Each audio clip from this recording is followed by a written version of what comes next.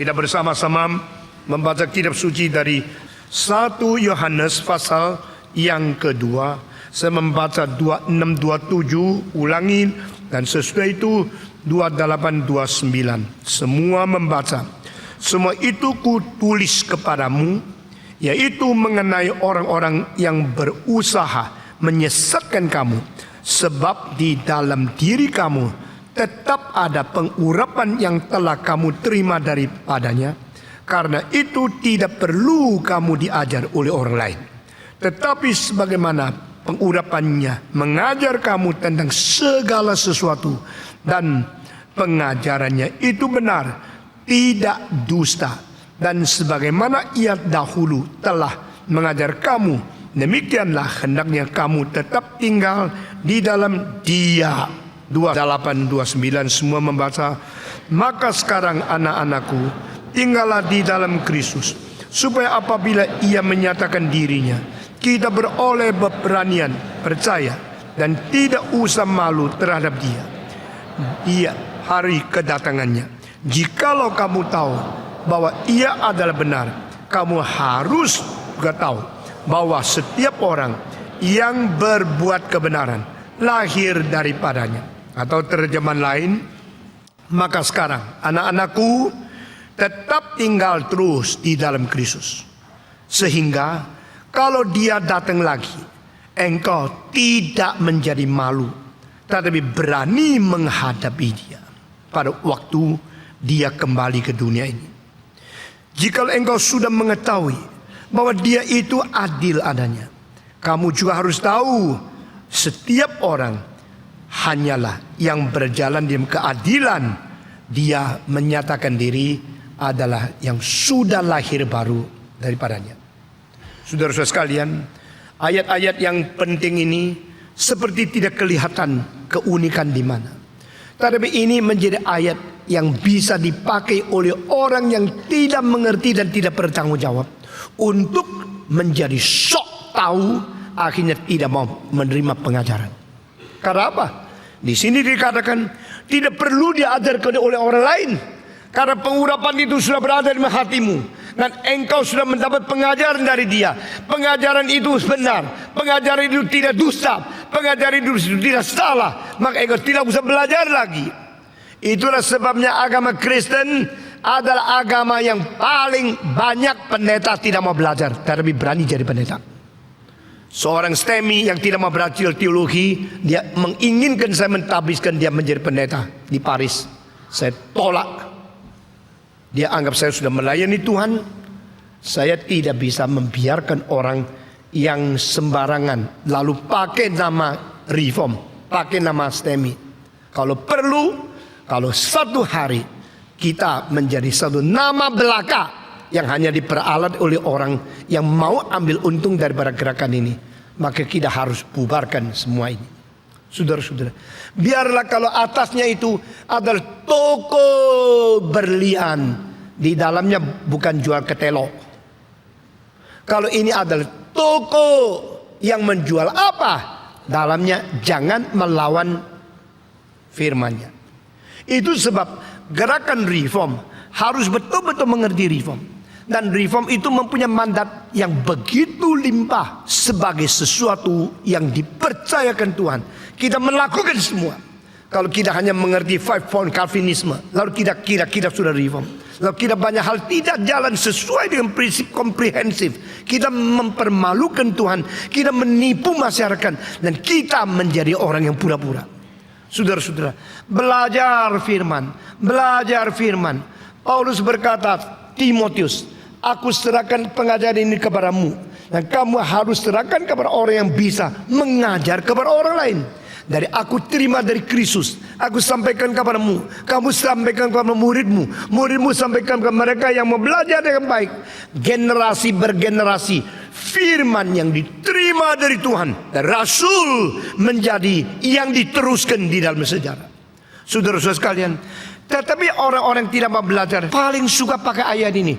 Bukankah dikatakan tak perlu, karena tidak perlu diajar oleh siapa? Di sini adalah tidak perlu diajar oleh orang lain. Bukan siapapun, engkau tidak usah terima pelajarannya. Orang lain itu siapa? Ini harus dimengerti dari Galatia, di mana Paulus mengatakan, aku sudah memberitakan firman Tuhan kepada engkau. Aku sudah serahkan Injil kepada engkau. Jikalau ada orang, baik dia rasul ataupun dia malaikat, datang lagi mengajar kabar kamu hal yang berlawanan dengan apa yang aku ajarkan, orang itu harus dijatuhkan kutukan. Nah, itu artinya bukan arti kita tidak usah belajar, tidak usah lagi mendapat pelajaran dari siapapun karena tidak perlu diajar orang lain. Berarti dirimu sudah juga ada Roh Kudus, lalu sudah tidak belajar orang lain.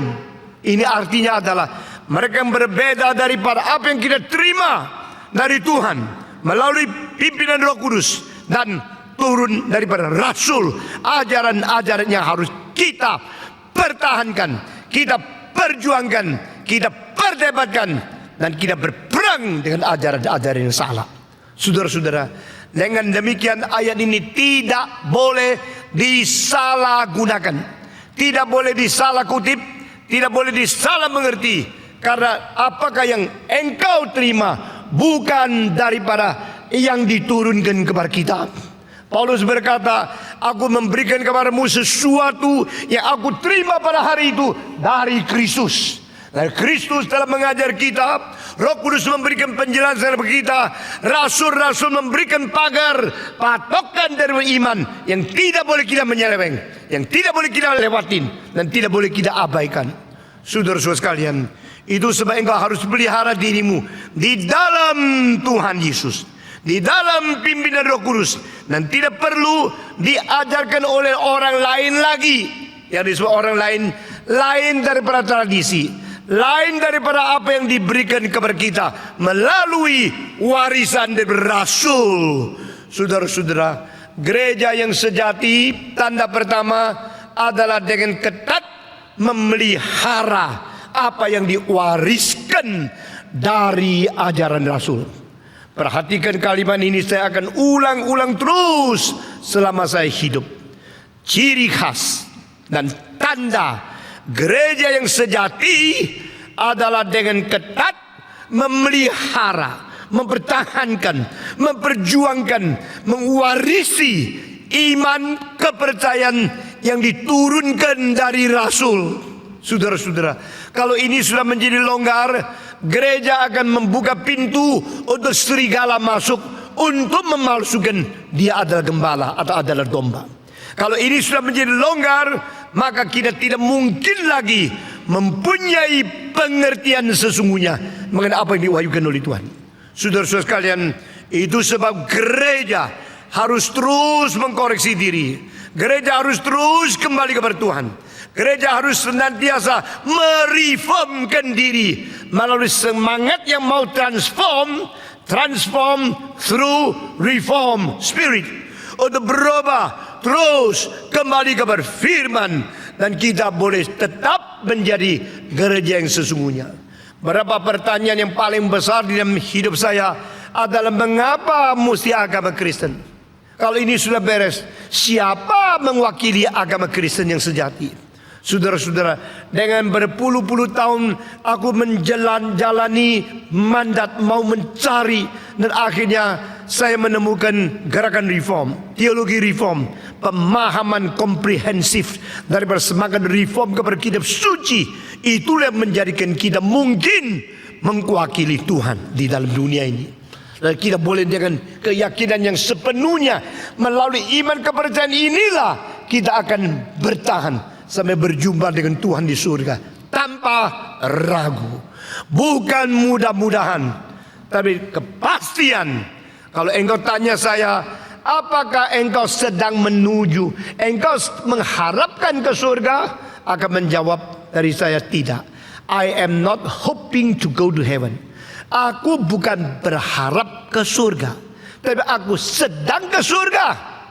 I am not hoping to go to heaven. I am now going to heaven. Amin. Sekarang aku sedang berjalan ke surga. Nah, itu menjadi konsep yang saya menulis lagu. Aku sedang berjalan dengan Tuhanku. Bukan aku mudamu dahan pergi ke situ. Tidak. Aku sedang berjalan dengan Tuhanku menuju surga yang mulia dan kekal. Saudara-saudara sekalian, itu sebab di sini dituliskan engkau harus tetap tinggal terus di dalam Dia, karena Dia sudah mengajar kamu. Nah, di sini minta perhatian, pengurapan sama Dia ini dua.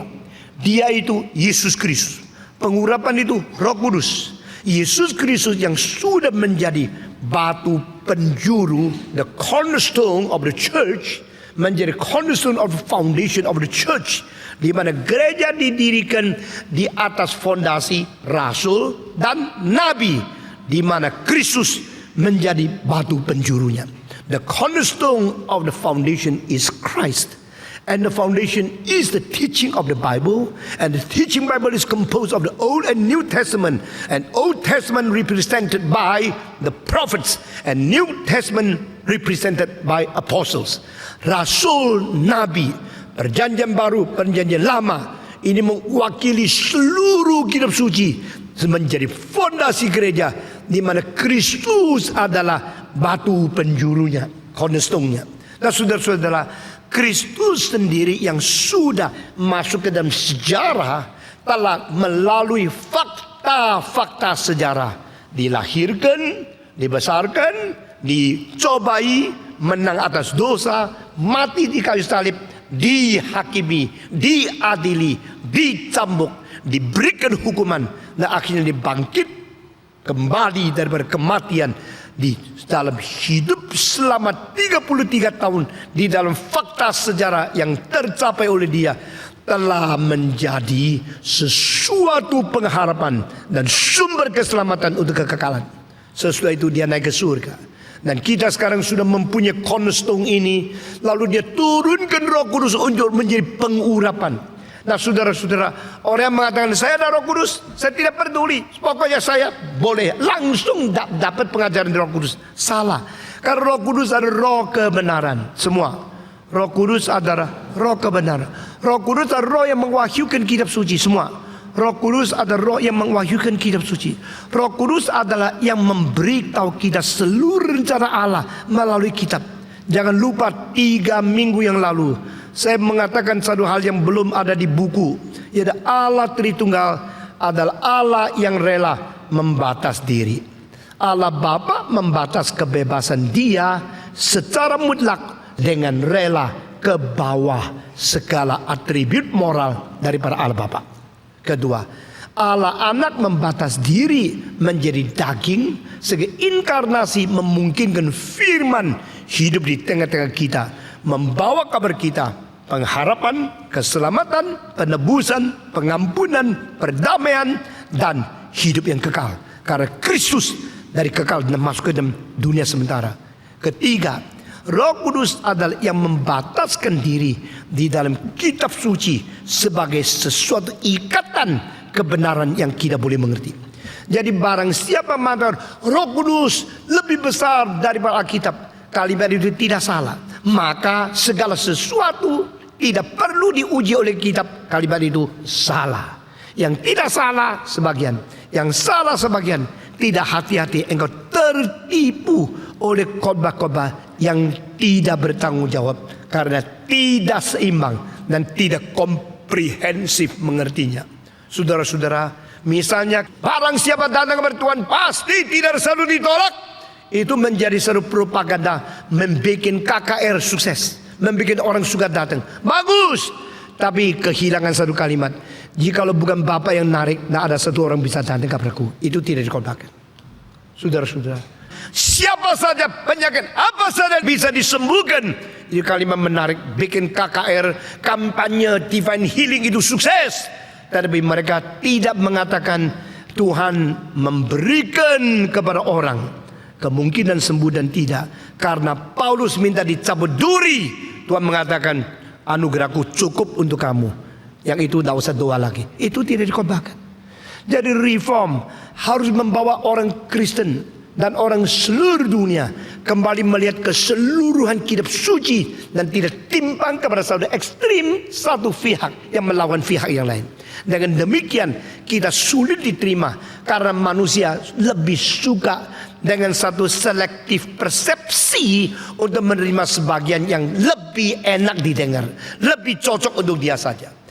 Saudara bicara sama siapa saja, waktu bicara ada dua, bagian ini enak didengar, bagian ini tidak enak didengar, bagian ini memuji, bagian ini adalah mengkoreksi. Langsung dia membenci kamu karena engkau koreksi dia. Dia tidak suka dengar, dia suka dengar yang enak, yang dipuji, yang senang, yang menganggap itu lebih baik diterima. Kalau demikian kita kepada Tuhan, kita tidak mungkin mengerti pengertian komprehensif keseluruhan tentang kehendak Tuhan. Ada satu kalimat yang saya sangat kagum, tapi akhirnya yang mengatakan itu tidak menjalankan. Di Yeremia, nabi dari Tuhan. Apa yang Allah katakan melalui kamu, baik yang baik maupun yang tidak baik, kami akan taat. Berarti kalau Tuhan mengatakan kalimat yang enak didengar, kami terima. Kalau Tuhan mengatakan kalimat yang tidak baik didengar, kita tetap terima. Wah, saya kagum. Orang seperti ini akan diberkati oleh Tuhan. Kalau Tuhan mengatakan, Stephen Tong, saya akan menjadikan engkau lancar seumur hidup. Amin Tuhan. Kalau Tuhan mengatakan, Stephen Tong, setelah lancar 30 tahun, terakhir 10 tahun, masuk penjara. Bukan amin, habis Tuhan. Nah, itu kalimat lain didengar, bukan? Jadi manusia biasanya ada selective perception. Yang enak didengar terima, kalau tidak enak didengar ditolak. Sampai hari ini, setiap hari engkau ketemu orang sifatnya begini. Tapi saudara-saudara, karena begini kita menjadi orang yang menyenangkan orang lain. Kita tidak usah katakan hal-hal yang mengkoreksi, hal-hal yang membicarakan. Tidak bisa. Tetap harus katakan, itulah salib kita. Nah, saudara-saudara sekalian, demikian Roh Kudus memberikan pencerahan, memberikan pengertian. Yesus Kristus sudah meletakkan fondasi Injil dan keselamatan itu. Sesuai itu, Yesus naik ke surga, Roh Kudus turun. Roh Kudus adalah roh yang mewahyukan kebenaran. Roh Kudus adalah roh yang mencerahkan kebenaran.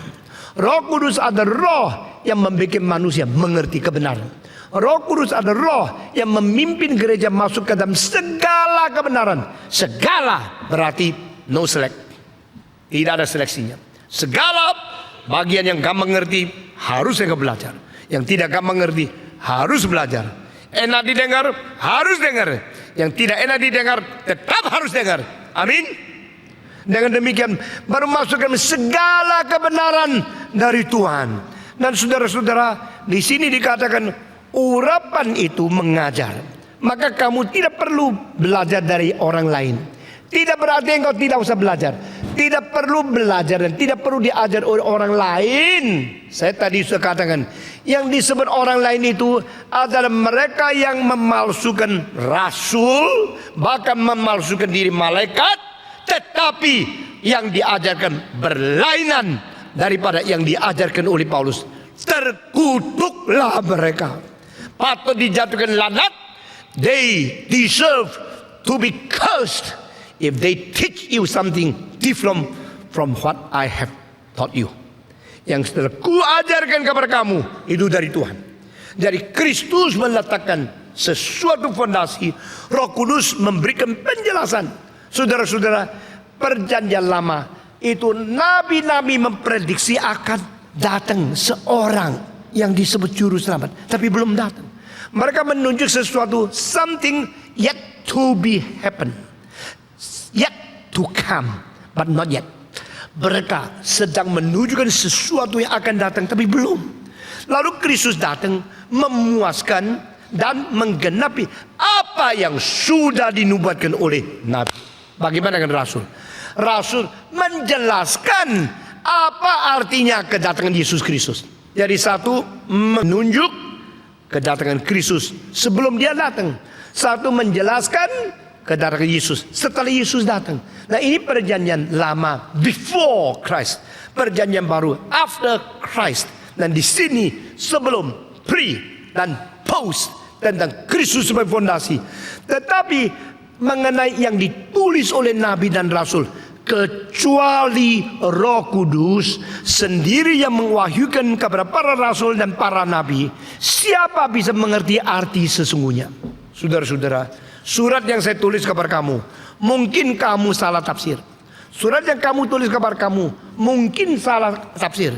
Tetapi kalau betul-betul ada orang yang mengerti saya, atau saya sendiri memberikan penjelasan lebih lanjut, itu engkau bisa hindar daripada kesalahan pentafsiran itu. Nah, ini adalah Roh Kudus. Roh Kudus telah mewahyukan perjanjian lama, Roh Kudus telah mewahyukan perjanjian baru.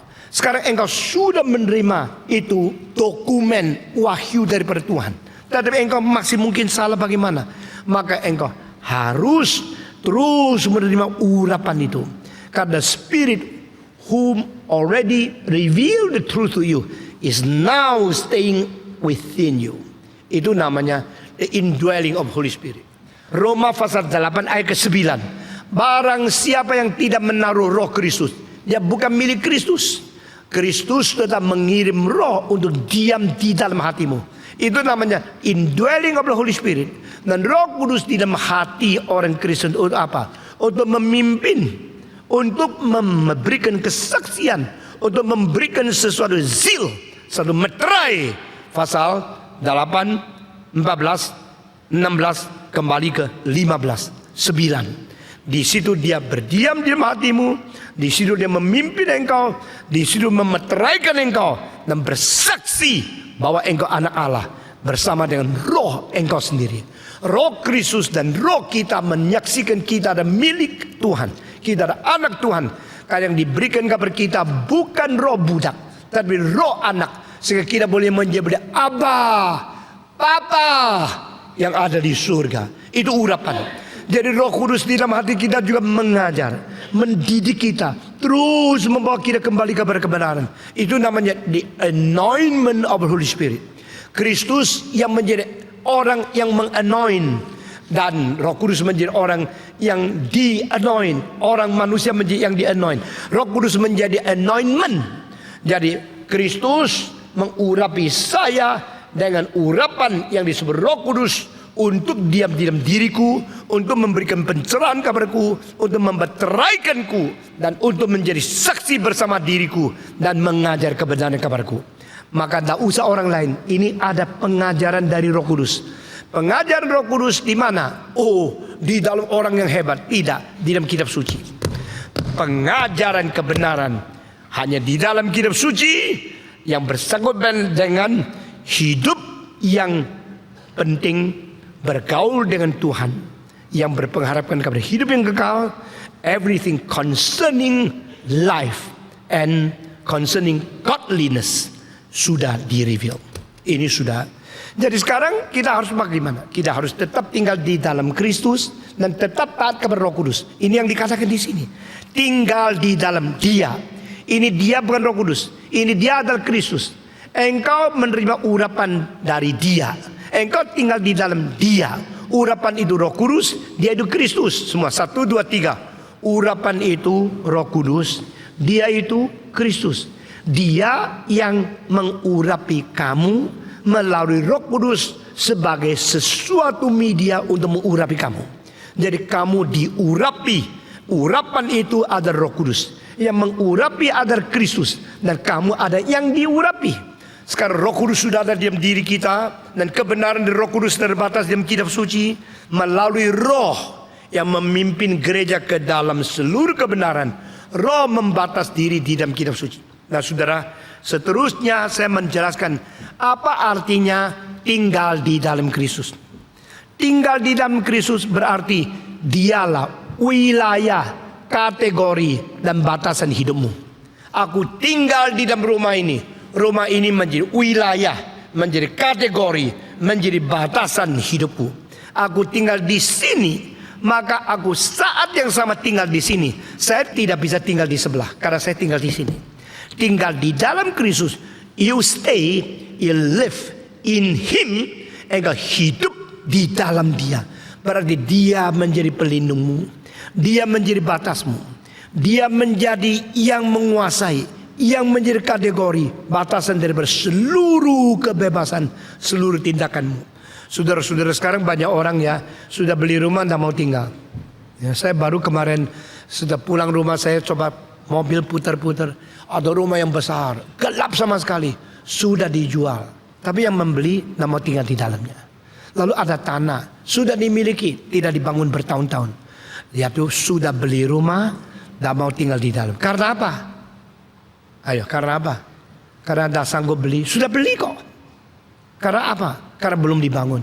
Itu rumah lama, perlu diperbaiki. Ya mungkin. Karena apa? Karena uangnya kebanyakan. Satu rumah lah cukup beli 5-6. Lalu yang lain untuk investor. Sambil investor, sambil simpen gundik di situ. Jadi ini rumah saya. Itu rumah istri kedua, istri sembunyi. Atau pacar yang tidak resmi. Itu rumah-rumah engkau tinggal di dalam. Di sini katakan, tinggallah di dalam Kristus. Kalau engkau milik dia, tinggal di dalam Kristus. Jadi memiliki rumah sama menghuni rumah lain. Semua 1, 2, 3. Memiliki rumah sama menghuni rumah lain. Engkau sudah ada rumah, beli lagi satu di Cipanas, satu di Cidingin, ya, satu di Citak Panas tak dingin, begitu ya. Lalu engkau bilang, waduh, kalau ada holiday, Sabtu di sini, Minggu di sana, ya lupa kebaktian tidak apa-apa, pokoknya nikmati hidup alam. Nah, engkau ada rumah di sini, rumah, tapi tidak dihuni, tidak tinggal di dalam. Itu sebab saya kadang-kadang pikir ya, orang yang mempunyai rumah yang banyak itu nikmatnya apa sih? Nikmatnya angka, rumah 5, 6, 7. Saya kenal satu orang, kenal baik. Dia umur 25 sudah mempunyai 30 rumah yang masing-masing lebih dari $1 juta. Umur 25 sangat pinternya. Dia waktu masuk ke dalam itu Citibank di Filipina. Itu pemilik Citibank kenal baik sama dia. Juga mau apa di sini? Saya mau tahu tentang perbankan. Oke, saya ujilah. You kan kawan baik. Kasih 600 pertanyaan. Kalau ini kredit bagaimana, ini bagaimana. Di dalam 1 jam lebih dia menjawab. Semua pertanyaan dengan jawab kalimat jitu sekali. Yang salah cuma 2. Lalu pemilih bilang, engkau tidak usah belajar doktor di Amerika. Engkau punya pengertian perbankan sudah sama seperti lulusan dari Harvard doktorat. Karena engkau sudah menjawab 598 pertanyaan yang betul. Hebat sekali.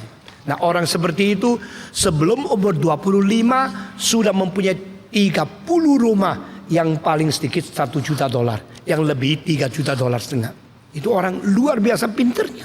Nah, saudara, tetapi karena pinternya kepacut. Nah, kalau sudah kepacut tidak bagus. Waktu dia umur 40 dia rugi $200 juta. Karena apa? Salah strategi, salah kalkulasi, hancur. Sampai dia berkata, saya gemeter, tidak tahu hidup bagaimana. Setiap hari saya bayar bunga $8.350 Amerika. Hanya bayar bunga, belum bisa bayar modal pokok. Saya berkata, itu pengajaran untuk engkau yang baik. Dan kenapa sebabnya? Selain ada istri, cari istri kedua. Tuhan pukul dia, bikin dia hancur. Sekarang mulai kembali lagi. Rendah hati sekali, tidak berani lagi. Tidak berani lagi tidur sama istri kedua. Dia tahu dia sudah bersalah kepada Tuhan. Nah, saudara-saudara, kalau engkau mempunyai rumah lebih dari 1, yang lain tidak dihuni, lalu siapa yang menikmati? Disewakan dong. Dapat uang yang banyak kan? Atau ada rumah yang lain, engkau suruh pembantu yang jaga dong. Akhirnya vilanya gede, yang nikmat pembantu. Nah, saya ambil contoh rumahnya yang ada di Cipanas, 1,5 hektar. Ya, lalu ada kamar besar, rumah besar. Tapi setiap kali saya ke situ lihat, ini yang nikmat siapa ini? Ini pemiliknya tidak datang. Yang nikmat pembantunya. Itu halamannya 1 hektar lebih, pohonnya, rumputnya, wah enak sekali. Tapi yang enak itu yang lihat, yang tidak enak itu yang potong rumput. Karena 1 hektar lebih. Terus saya pikir-pikir, begitu indah, begitu besar, yang menikmat pembantunya. Tapi saya lihat lagi, juga enggak. Karena pembantu tidak ada perasaan, ini punya saya, ini punya saya. Cuma ada pikiran, ini punya Tuhan, ini punya Tuhan. Aku potong rumput, aku potong rumput. Kurang menikmat. Terus aku pada satu hari di situ melihat anjingnya tinggal di situ. Nah, anjingnya ekornya goyang. Ini yang nikmat. Sudah. Ya, karena apa? Karena tuannya tidak tinggal tapi harus beli. Sudah beli harus pakai pembantu potong rumput harus dibayar, kasih ongkos, kasih ini, kasih itu, semua itu ada. Semua anjingnya enak-enak, tidak usah beli, tidak usah potong rumput, tidak usah susah-susah dikasih makan, tidak ada kerja, tidak bisa di PHK, anjing itu goyang-goyang di situ. Terus aku pikir lagi, ini kebiasaan suka pikir ya. Ada apa dipikir-pikir sampai hari ini belum gila, puji Tuhan. Aku pikir lagi, nikmat bukan yang menikmat tetap pemilik. Karena apa? Karena anjing itu tidak tahu apa artinya nikmat. Betul nggak? Coba anjing berada di tempat rumah yang paling miskin, tidurnya di bawah kolong. Sebab anjing yang dikasih satu rumah villa yang berhektar-hektar. Apakah yang mempunyai villa besar-besar, anjingnya jalannya lebih laganya lebih bagus? Tuan gua gede loh, Tuan lu pengemis. Enggak. Anjing pengemis sama anjing raja sama perasaannya. Gua ini cuma anjing, nggak peduli lu istana atau apa, pokoknya gua ini cuma anjing tadi. Jadi dia nggak bisa menikmati. Nah saudara-saudara, sekarang saya kembali kepada ayat ini ya. Tinggal di dalam. Kalau mempunyai rumah tidak tinggal di dalam, kurang nikmat. Kalau engkau mempunyai Kristus tidak tinggal di dalam Kristus, itu lain. Mempunyai rumah sama tinggal di dalam rumah itu hal yang berbeda. Mempunyai rumah status aku memiliki, tapi tinggal di dalam secara kenikmatan aku mengalami. Saudara-saudara, adakah banyak orang statusnya sudah Kristen tapi tidak tinggal di dalam Kristus? Ada nggak? Ada nggak? Saya tanya, ada nggak? Sudah Kristen? Sudah. Tinggal di dalam Kristus? Enggak. Sudah di dalam Kristus tapi tinggalnya di luar Kristus. Namanya di dalam Kristus, tinggalnya di luar Kristus. Di Hong Kong ada rumah-rumah, ini terjadi 25 tahun yang lalu. Saya heran. Hong Kong yang begitu maju, di dalam gunung-gunung ada rumah kayu yang jelek-jelek, kayu-kayu yang pecah-pecah. Tapi saya bilang kasihan ya, mereka yang di dalam gunung yang kayu-kayu gini. Seorang mana, lu kira dia miskin? Tahu enggak? Dia mempunyai berapa puluh apartemen yang disewakan orang lain. Uangnya terus masuk di bank. Tapi dia karena dulunya miskin, biasa sampai tua tetap tinggal di rumah kayu yang pecah-pecah. Lu jangan kira dia miskin. Dia punya apartemen disewa-sewakan puluhan ribu dolar masuk ke bank setiap bulan. Tapi dia tetap tinggal di situ karena dia mau hemat, tidak ada pengeluaran, hanya ada income, tidak ada outgo, begitu ya. Ada income tidak expense. Itu bukan orang miskin. Wah, saya baru tahu. Saya kira gua kaya, padahal orang yang di dalam gubuk lebih kaya daripada saya. Karena dia ada rumah. Cuma sampai dia mati untuk apa ya? Duanya terus tambah, angkanya 0, tambah terus. Tapi dia terus di rumah gubuk yang terus bocor. Itu untuk apa ya? Itu namanya secara status kaya, secara hidup sehari-hari miskin, secara kedudukan ada, secara kenikmatan tidak ada. Banyak orang Kristen seperti ini. Engkau ada orang Kristen di dalam Kristus? Iya, dari dulu saya menerima Kristus. Engkau hidup di dalam dia tidak, tinggal di dalam dia tidak? Ya tidak. Namanya Kristen, hidupnya di pinggir pelacur. Namanya sudah diselamatkan, hidupnya suka ditambah perjudian. Maka di sini keadaan, you live in Him. Yesus berkata, barang siapa yang di dalam diriku, aku berada di dalam diri dia. Kok bisa ya? Waktu saya kecil saya tidak ngerti. Kalau dia di dalam diriku, dia cili, aku gede. Maka aku juga di dalam diri dia. Jadi aku menjadi cili, dia menjadi gede. Kalau gini gimana ya? Itu tidak ngerti. Kira-kira umur 7. Lalu saya mengerti apa? Mengerti ada semacam itu coklat. Coklat yang dibikin, ditaruh bubuk coklat di dalam satu kaleng. Kaleng itu dengan gambaran seorang wanita lagi ambil piring. Di piringnya atas itu coklat. Ya, coklat itu yang kecil yang diambil itu mereknya yaitu seorang perempuan di dalam yang sedang ambil satu piring, atasnya coklat. Dan coklat itu adalah coklat yang mereknya seorang wanita yang sedang ambil piring, dalamnya coklat. Lalu saya pikir ini lucu ya. Jadi perempuan ini ada di luar daripada kota itu. Tapi perempuan ini juga ada di dalam kota itu. Dan di dalam kota itu masih ada kota. Kota itu masih ada kota. Masih ada. Sebenarnya engkau lihat dua kata, udah lihat mukamu terus di dalam. Lalu siapa di dalam siapa? Saya tidak ngerti. Yesus berkata, aku di dalam Bapa, Bapa di dalamku. Saya tidak ngerti. Nggak ngerti itu saya mulai ngerti. Oh gitu. Lebih gampang mengerti. Botol isi air, sudah isi air, botolnya masuk air. Ya, ngerti ya? Sekarang botol masuk ke dalam air, anginnya keluar. Lalu air itu di dalam botol. Lalu botol di dalam air. Semua 1, 2, 3. Air di dalam botol, lalu botol di dalam air. Jadi botol lebih besar dari air atau air lebih besar dari botol? Hah? Air luar lebih besar dari botol. Air dalam lebih kecil dari botol.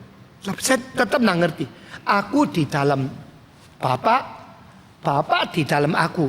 Lalu apa masuk? Nggak ngerti. Sampai pada waktu pacaran, gua baru mengerti.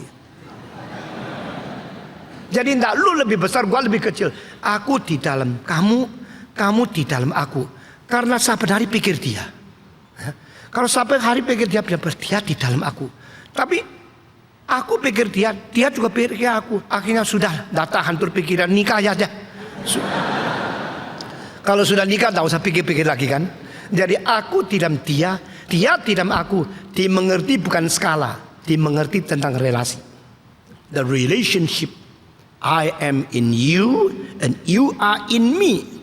Dinasti Song itu kira-kira 850 tahun yang lalu ada satu syair mengenai bagaimana baiknya wanita sama pria yang menikah dengan sungguh-sungguh saling mencintai.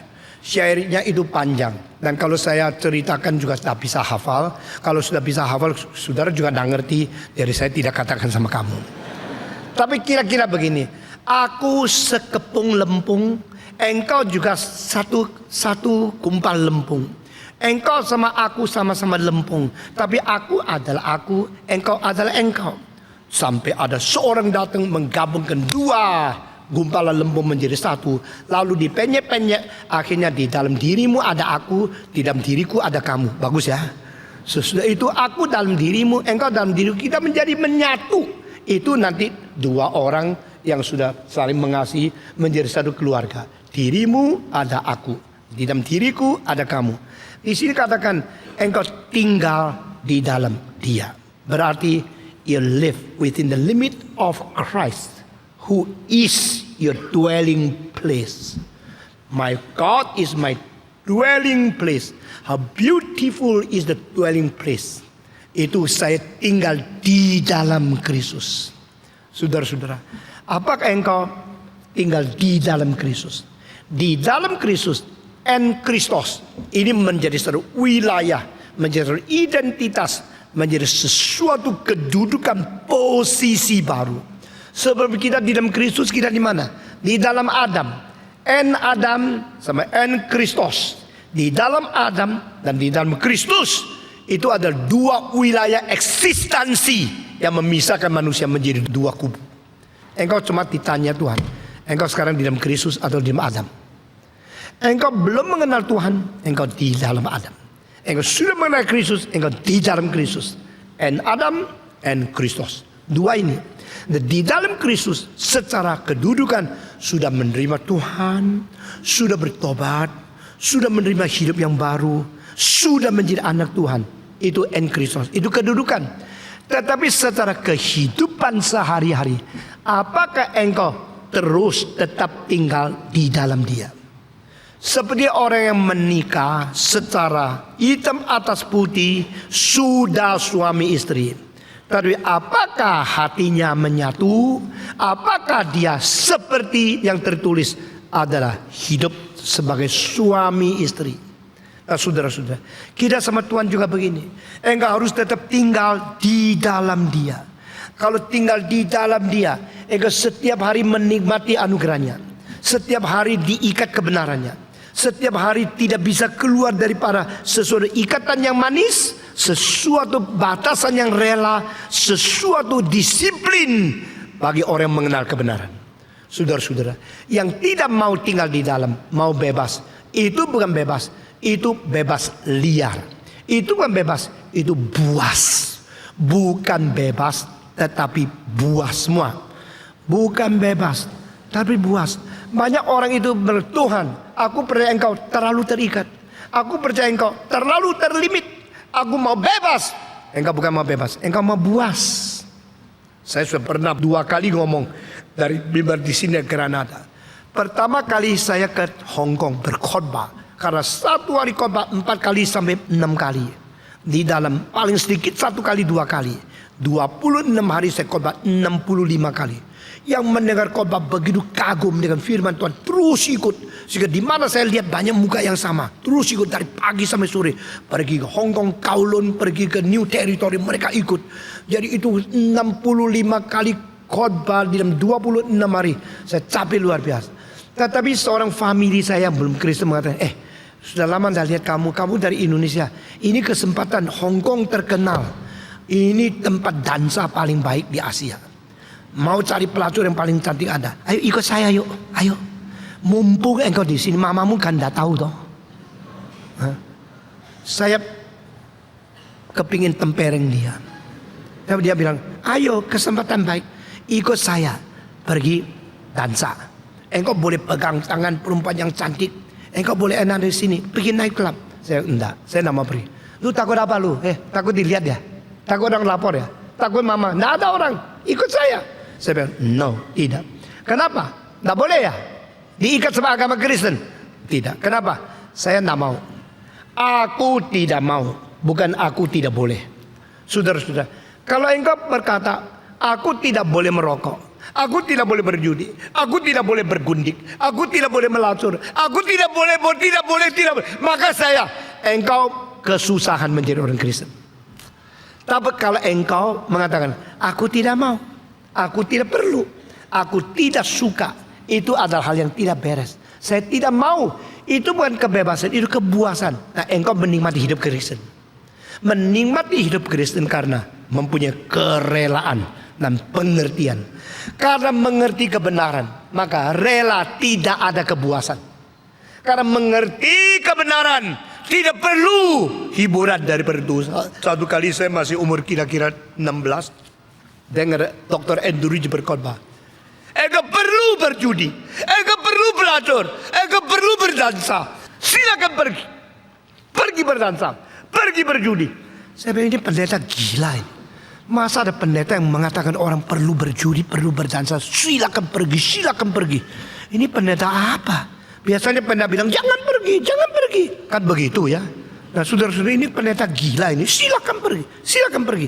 Terus saya terus mendengar. Akhirnya kalimat yang terakhir bikin saya kaget. Dia mengatakan, kenapa engkau perlu pergi? Karena engkau tidak ada sukacita dalam Kristus. Maka engkau perlu. Kalau tidak dansa, tidak judi, tidak melacur, engkau lebih cepat bunuh diri. Kaget saya. Tapi bagi orang Kristen yang sejati, diajak pun tidak pergi. Ada kesempatan pun tidak ambil. Karena dia tahu dia tidak perlu. Mengapa tidak perlu?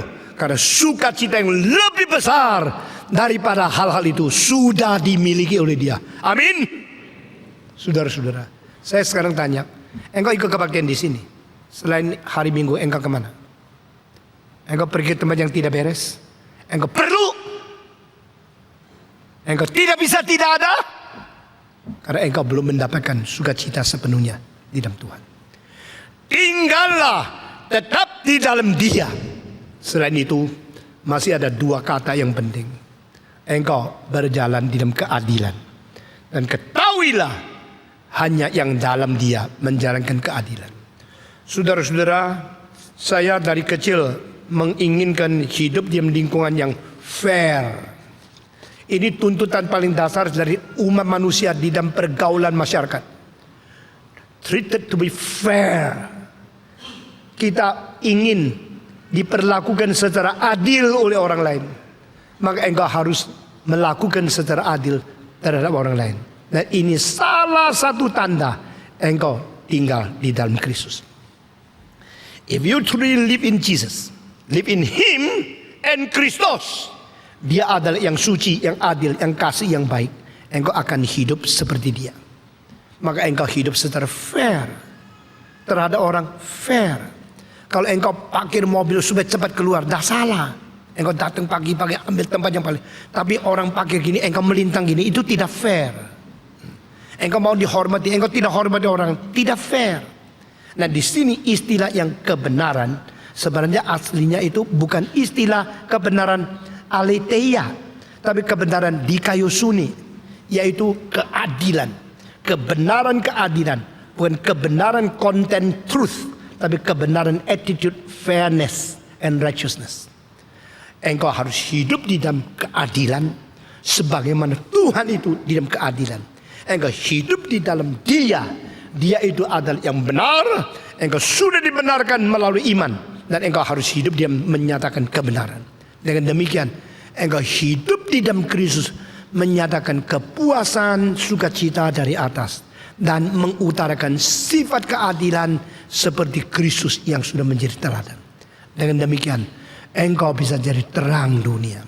Saudara-saudara, biar kita bukan saja mempunyai kedudukan, mempunyai identitas, mempunyai nama, mempunyai pelang, I am a Christian. Tetapi kita harus menjadi a Christian who is living in Christ, who manifests the Spirit of Christ, and who show the righteousness of the Christian attribute. Saudara-saudara, Tuhan memberkati kita. Hari ini kita sampai di sini saja. Saya minta kita berdiri membaca bersama-sama ayat-ayat yang baru kita bahas pada pagi ini. Dari 26 sampai 29 pasal kedua. Kita membaca bersama-sama semua. 1, 2, 3. Semua itu kutulis kepadamu, yaitu mengenai orang-orang yang berusaha menyesatkan kamu. Sebab di dalam diri kamu tetap ada pengurapan yang telah kamu terima daripadanya. Karena itu tidak perlu kamu diajar oleh orang lain, tetapi sebagaimana pengurapannya mengajar kamu tentang segala sesuatu, dan pengajarannya itu benar, tidak dusta, dan sebagaimana ia dahulu telah mengajar kamu, demikianlah hendaknya kamu tetap tinggal di dalam Dia. Maka sekarang, anak-anakku, tinggallah di dalam Kristus, supaya apa Dia menyatakan dirinya, kita beroleh keberanian percaya dan tidak usah malu terhadap Dia pada hari kedatangannya. Jika kamu tahu bahwa Ia adalah benar, maka harus kamu juga bahwa setiap orang yang berbuat kebenaran lahir daripadanya. Jikalau kamu tahu bahwa Dia itu adil adanya, kamu harus tahu juga bahwa semua orang yang dilahirkan dari Dia melakukan keadilan. Mari kita berdoa. Kita berdoa bersama-sama, minta Tuhan terus berkata-kata dan terus merubah hidup kita, supaya kita menjadi orang Kristen lebih baik. Hidup di dalam Dia, hidup menyatakan keadilan Dia. Mari kita berdoa. Semua buka suara berdoa. Bapa di dalam surga, kami berterima kasih untuk firman yang sudah kami dengar. Kami berterima kasih untuk teguran dan untuk pengajaran dan prinsip-prinsip kitab suci pada hari ini, memberikan pencerahan ke dalam hati kami. Kami berdoa kiranya kami boleh hidup di dalam Kristus, hidup di dalam kebenaran, dan hidup menyatakan keadilan Tuhan di dalam kelakuan kami masing-masing. Dengar doa kami Tuhan, kami berterima kasih. Kami serahkan semuanya ke dalam tangan Tuhan, demi nama Yesus Kristus, penebus dan juru selamat kami yang hidup. Amin.